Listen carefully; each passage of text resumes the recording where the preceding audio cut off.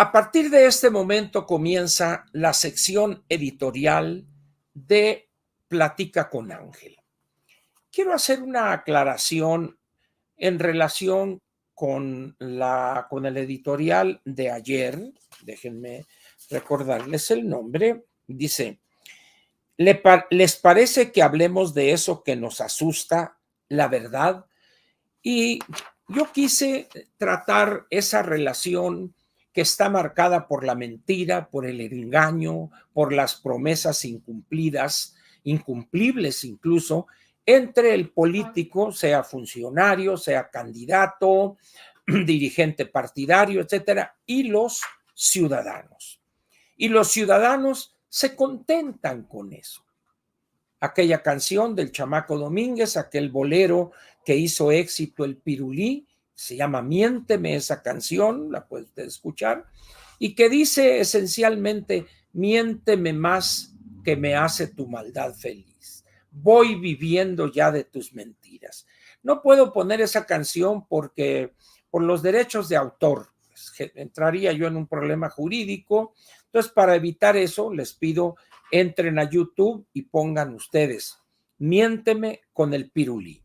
Y esa canción, su letra, refleja de una manera increíblemente certera la relación entre la masa de millones de ciudadanos y la sinvergüenzada de los políticos integrantes de la clase política.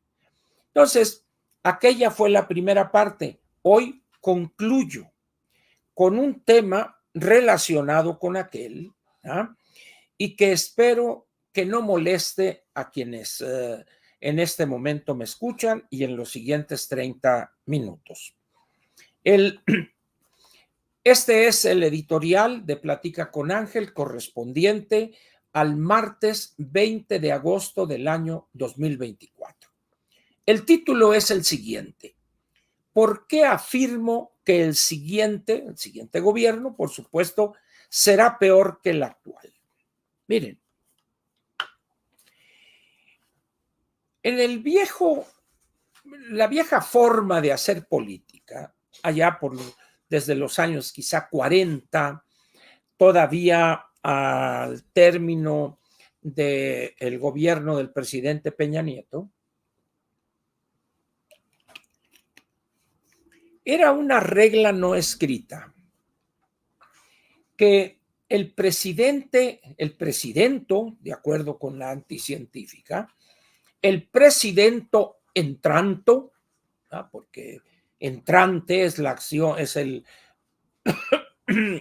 entrante es el sustantivo que se forma del gerundio del verbo entrar, es la acción de entrar, de entrando, de ahí se forma ese sustantivo que es la persona entrante, pero ella dice que tiene que ser con A. Entonces, el presidente entranto, porque no ha habido presidentes en este país mujeres todavía, habrá a partir del 1 de octubre. Muy bien. Había esa regla no escrita, donde el siguiente gobernante y su equipo lo que hacían era corregir los errores que el anterior hubiese cometido o darle un giro a algunos aspectos de la vida política y económica del país. Esa era, en términos muy burdos, si gusta usted, la regla. Y así fue. Ávila Camacho corrige cosas importantes que había hecho y deshecho Lázaro Cárdenas, y luego viene Miguel Alemán después de Ávila Camacho, y Alemán hace lo mismo, la locura aquella, 2 devaluaciones, una en su periodo y otra se la hereda a Ruiz Cortines, y la locura de el desarrollo estabilizador y la corrupción rampante, que cuando llega Ruiz Cortines la corrige, palia eso e hizo un gobierno austero. Después de eso vino López Mateos y la locura aquella de López Paseos y México se abre al mundo, obtuvo los Juegos Olímpicos del 68 y luego el Campeonato Mundial de Fútbol también de 1970, si no estoy equivocado. Después de López Mateos llega una persona, primero después de Ruiz Cortines, perdón, fue Díaz Ordaz, y luego, no, fue López Mateos, Díaz Ordaz, y luego fue Echeverría. Díaz Ordaz llega más o menos a continuar esa política del presidente Ruiz Cortines, pero con una mano dura, con una mano férrea en la administración de los recursos, un hombre no dado a la cosa así folclórica como fue López Mateos, recuerdan ustedes. Muy bien. Entonces, después llega Echeverría y la locura del tercer mundo, recibió un país dividido por el movimiento del 68 y lo que hizo Díaz Ordaz, lo que gusten ustedes, pero también corrigió algunas políticas económicas, vino el dispendio presupuestal, créditos impagables para los productores agropecuarios, apoyos mil, etcétera, etcétera. Un apoyo muy fuerte a la educación, también hay que decirlo. Y después de Echeverría llega López Portillo y ahí fue la locura completa, ahí a descoserse. Galán, atleta, buen orador, con el petróleo del yacimiento Cantarell y a desbocarnos, y ahí se acuñó aquella expresión de la docena trágica, 6 años de Echeverría y 6 de López Portillo.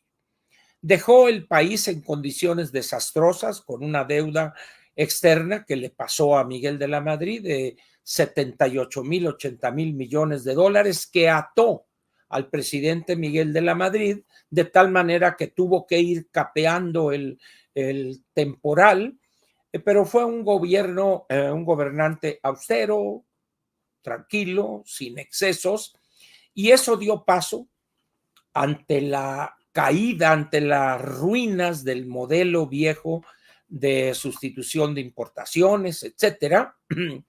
Llega Carlos Salinas y un grupo de personas que habían ido al exterior a doctorarse en economía y entendieron que había llegado inevitablemente la hora de la apertura, de la incorporación a la globalidad. Zedillo ratifica eso en la parte económica, en la parte política tuvo algunas cosas que hoy se están echando para atrás, como es el caso del intento de retroceso en el Poder Judicial, etcétera, etcétera. Pero en todos los casos, prácticamente estábamos ante una corrección de algunas cosas.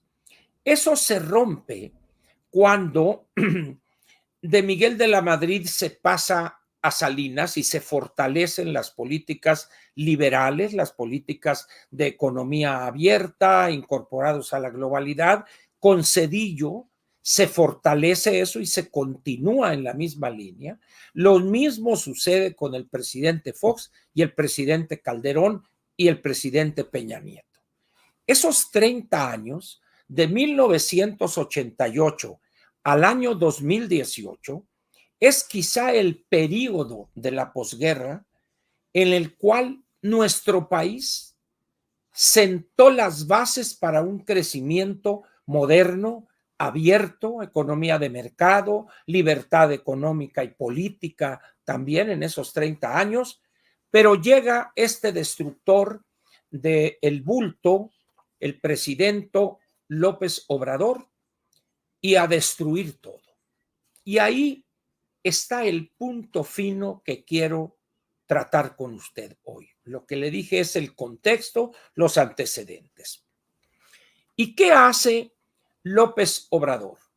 López Obrador es un político arcaico con una visión de los años 60 del siglo pasado, donde el instrumento casi único, por no decir único, de crecimiento económico era el gasto público. Eso es lo que aprendió. pero además fue una época en la que él se forma de dádivas a campesinos, a indígenas, apoyos a regiones marginadas, etcétera, pero también de esos liderazgos mesiánicos, del Salvador de los mexicanos, el que todo lo daba y vente para acá, los indígenas pobrecitos y estos, pero yo los protejo. Bueno, terminó peleándose con quien lo hizo funcionario en Tabasco, con el doctor Enrique González Pedrero. Este hombre llega pues con esa visión destructora de todo lo que habíamos construido del 88 al 2018. ¿Y qué pasó? ¿Por qué fue tan exitoso en la destrucción? Porque durante esos 30 años, del 88 al 18, sucedió algo muy curioso en México, que todavía a la fecha se expresa por algunos políticos cuya ignorancia es gigantesca. Y como yo soy una persona que suelo decir nombres, porque no voy a decir un diputado de un estado norteño, hermano de quien fue gobernador, no. El señor Moreira, profesor Moreira, diputado federal, coordinador de la fracción del PRI, declaró el año pasado: nos impusieron el neoliberalismo, dice. No tiene la menor idea este hombre de qué está, de qué está hablando, qué está diciendo. Pero lo que quiero resaltar de esa estupidez del diputado Moreira es que no solo no defendió la apertura económica, la integración a la globalidad, cuando el estado de Coahuila, donde él fue gobernador y su hermano lo antecedió, es uno de los estados más beneficiados de ese nuevo modelo económico abierto al mundo, Coahuila. La gente que vaya a Coahuila puede atestiguar esto que estoy diciendo. Y luego sale este dinosaurio y dice: nos impusieron el neoliberalismo. Qué bueno que hay ignorantes y sinvergüenzas, como fueron muchos de los gobernadores y son hoy los de Morena. Hubo que imponerles ese nuevo modelo. ¿Por qué? Porque si no el país hubiera sido un caos completo. A partir de 1982, cuando en febrero tuvimos lo que eufemísticamente el secretario de Hacienda en aquel entonces llamó un problema de caja. Sí, un problema de caja, pero de caja de muerto. Era prácticamente un ataúd de nuestro país y sus finanzas públicas. Muy bien. Entonces, en esos 30 años, nadie, fíjese usted, nadie, ni los empresarios, ni los académicos, ni los partidos políticos, ni los legisladores, ni los estudiosos, nadie fue para defender el nuevo modelo económico. Pero el anterior, el desarrollo estabilizador y la sustitución de importaciones, que nos causaron más el segundo que el primero, una cosa, un daño increíble, imposible de cuantificar, pero ese desarrollo estabilizador lo glorificamos y esto y el otro. ¿Y saben ustedes por qué? Porque ese modelo, que en realidad esconde muchas cosas más de las que se ven así en la superficie, ¿ya? Ese modelo dejaba contento a todo el mundo. Se usaba el gasto público, déficit en la balanza de pagos, apoyo al campo, créditos, etcétera, etcétera, y connivencia entre algunos negociantes, que no empresarios, y los altos funcionarios con los permisos de importación, los permisos de exportación, etcétera, etcétera. Entonces, era una situación donde todo el mundo estaba feliz por eso. Y eso nos llevó a la ruina que se tuvo que reconocer en 1982 y finalmente desembocamos como país y economía en 86-87 cuando entramos al GATT y hubo que abrir la economía como única salida que tenía el país. Eso, eso que pasó, debimos haberlo explicado a millones y millones de mexicanos. Hoy todavía, después de, ¿qué tenemos ahorita? 36 años, vamos a ponerlo así. 36 años, hay personas que despotrican en contra de la apertura económica. Bueno, personas de estas de la clase media, media alta, media baja y muy alta, que votaron primero por el bulto López Obrador a 6 años y ahora por la anticientífica, han sido el sector, en términos de grupo de edad, más favorecido por ese nuevo modelo, porque los marginados, los pobres, esos siguen igual o peor de jodidos que antes de la apertura.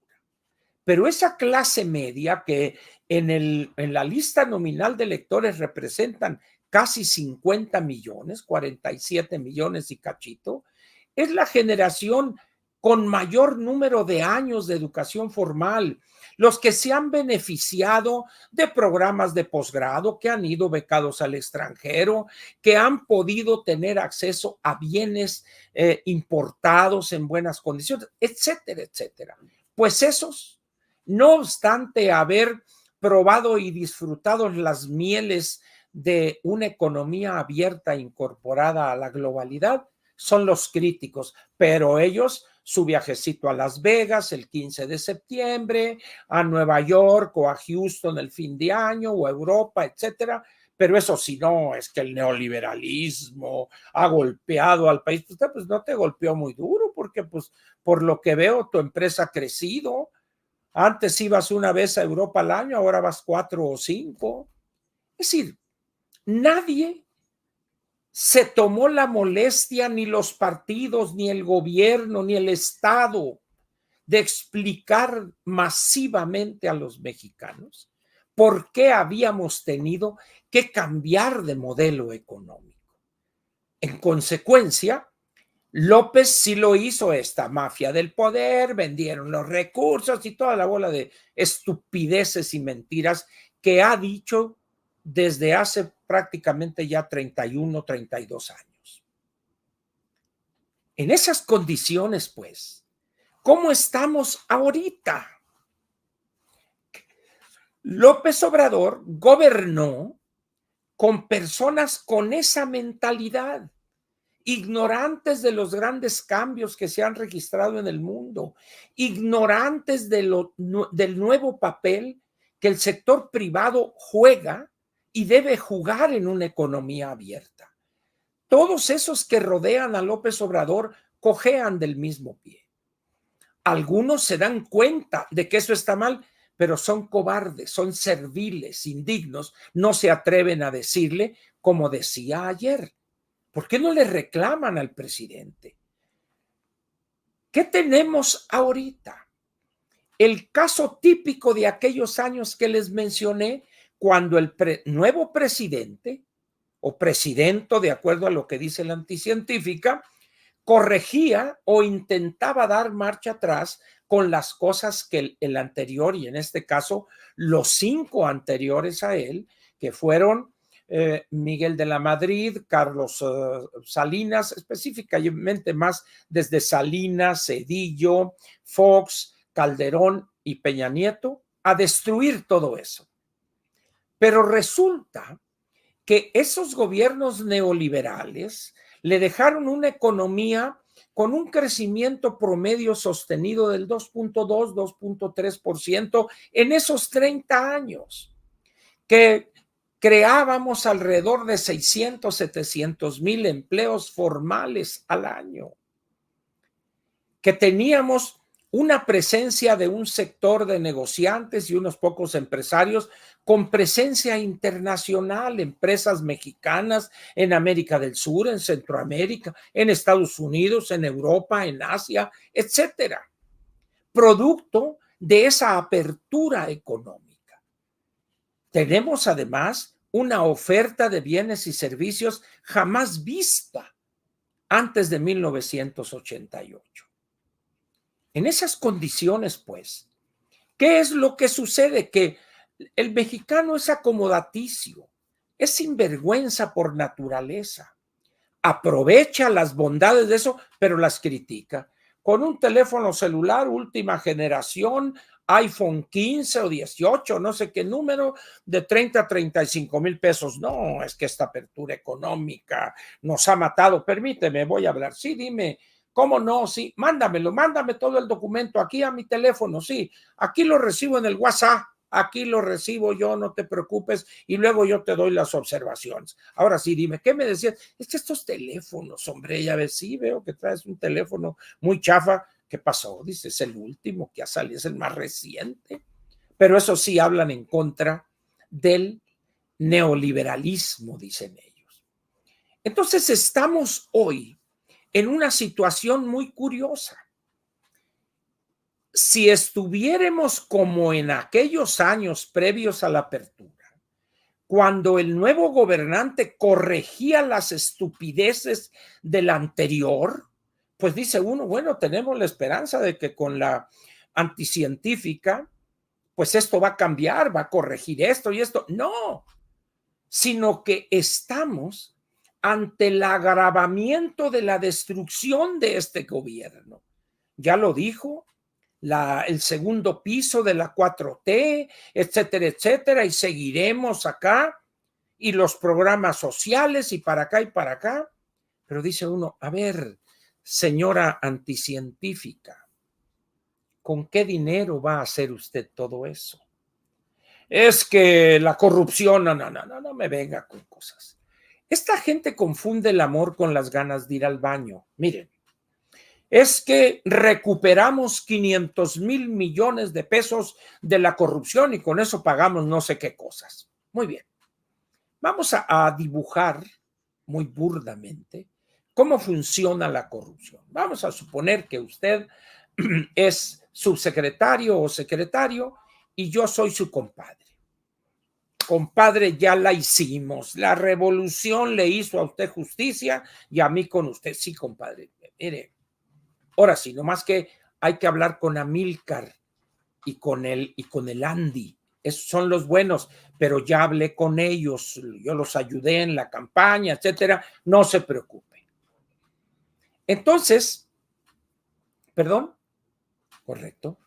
Entonces, estamos aquí ante este hecho. Pero viene el combate a la corrupción, disque de López Obrador. ¿Qué significaría eso? Que ese contrato que usted, mi compadre, me iba a dar a mí o me otorgó, y que era corrupción, pero al combatirla López, una obra, pongamos que iba a costar 2,000 millones de pesos, pero de esos 500 eran sinvergüenzada. Muy bien, perfecto. Pero llegó López Obrador y como usted sabe, eso se acabó. Ya no hay corrupción. Quiere decir que ese contrato ya no tenía un monto al otorgarlo de 2,000 millones, sino de 1,500. Entonces dice López, y recuperamos esos 500, pero ¿cuáles? ¿Acaso yo les voy a regresar esos 500 millones? Ténganle. Es decir, las cosas no funcionan así, pero él le hace creer a sus seguidores que babean ante él que no recuperó ni un 5 y tan no recuperó que para este año tuvo que pedirle al Congreso un permiso para endeudarse con prácticamente 2 billones de pesos. Estamos pues ante una situación donde el siguiente gobierno, el de la anticientífica, no solo no va a seguir la destrucción de este gobierno, sino que va a profundizar esta destrucción. Y con personas más incapaces, con puro cascajo, porque son piedras que está recogiendo del cascajo de la destrucción del edificio que causó López Obrador. O no me digan ustedes que con esta señorita, la senadora Citlali Hernández, que es conocida por sus brotes boxísticos en la Cámara de Diputados, o sus corrientadas, sus mentiras y su origen y su escasísima preparación. O no me digan ustedes que con la que era fiscal, una señora de apellido Godoy, que es la segunda política más fea de la galaxia, o con el sinvergüenza de Mario Delgado. Dice uno, con estos va a ser un gobierno que no es cierto, no es cierto, porque una de las grandes limitaciones que tiene Morena y que se evidenció en este gobierno está clarísimamente al revisar los viajes de cascajo que han integrado con los viajes de cascajo que han integrado el nuevo gabinete. Más brutos, más inexpertos y muchos de ellos igual o más corruptos que los que están todavía en el gobierno. Por esas razones y por muchas más, como dice la canción, es que afirmo, el gobierno de la anticientífica Claudia Sheinbaum Pardo será peor que el que termina en 40 días. Hay otro elemento, la división que ha causado López Obrador en la sociedad, la rijosidad, pelear unos con otros provocado por él y sus insultos a grupos amplios de la sociedad, va a continuar con la anticientífica. ¿Por qué? Porque la mitad del gabinete es herencia de López Obrador. Los hijos van a seguir haciendo negocio con el Amílcar y el otro y por acá y por allá. ¿Por qué? Porque la anticientífica no tiene los ovarios bien puestos, como dijo alguien por ahí, ¿verdad? Para decirle, ¿sabe qué, presidente? Ya no se meta usted. Luego, otra cosa que va a continuar de este nuevo gobierno, el rechazo y la condena y el desprecio al sector privado. Igualito que López. Luego, ¿por qué nadie ha defendido la apertura que expliqué hace un rato? Porque ellos se beneficiaron y dicen, ¿para qué le muevo? Entonces, todavía esos dicen, no, pues yo con el gobierno, el negocito y le doy, nomás digan ustedes a quién le debo dar. Y díganme si quiere una cuenta en Andorra o en no sé dónde, o en bultos, en paquetes, como yo me acomodo a lo que digan. Eso es lo que va a continuar. Ahora bien, ¿qué es lo que va a continuar de estos integrantes del gabinete de la anticientífica? La visión aceda y caduca de lo que debe ser la gobernación de un país abierta a su economía e integrado a la globalidad. Vamos a tener entonces el mismo conflicto que tuvimos en este gobierno. Va a ser una pelea entre el pasado, que intentó replicar el bulto, el presidente López Obrador, y el futuro. Va a ser un pleito entre el conocimiento de lo que ha cambiado en el mundo, las razones de esos cambios y la ignorancia de buena parte de los integrantes del gabinete de esas grandes transformaciones en decenas de países en el mundo. Ahora bien, ante todo lo que vemos y padecemos y escuchamos de la anticientífica y el cascajo, personas como Mario Delgado, etcétera, ¿quién piensa usted que ganará esa pelea? ¿La modernidad, el conocimiento, las políticas disruptivas para modernizar el país o la repetición y profundización de la destrucción que ha causado este gobierno? Responda usted. Yo tengo mi respuesta, pero le planteo estas cosas a usted para que usted, si le interesa el tema, usted la responda. Aquí termina la parte editorial de Platica con Ángel, correspondiente al martes 20 de agosto del año 2024. Estas cosas yo sé que a muchos les van a causar cierto escozor, particularmente aquellos relacionados con integrantes de la clase política, pero es la verdad. Si hay un sector de la parte pública de este país que merece el desprecio, la condena y la ridiculización, es la clase política, con las excepciones de rigor. por corruptos, por mentirosos, por sinvergüenzas, porque se han enriquecido en una forma ofensiva en un tiempo récord y en la total impunidad.